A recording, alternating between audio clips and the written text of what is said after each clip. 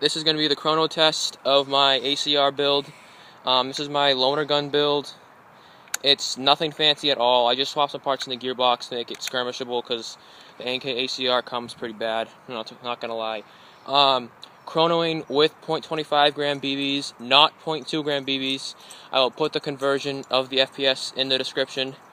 So I'm looking more for consistency than the actual values. Alright, here we go. Semi-auto. 277 FPS. 282.6 FPS. Total.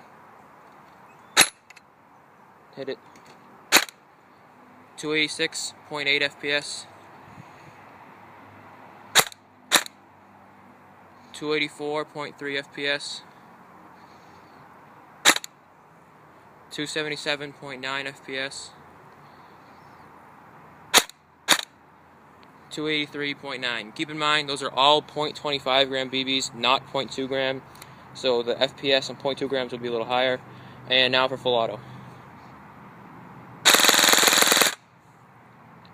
20.61 rounds per second at the same FPS.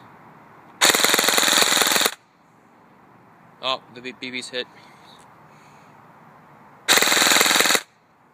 20.71 rounds per second.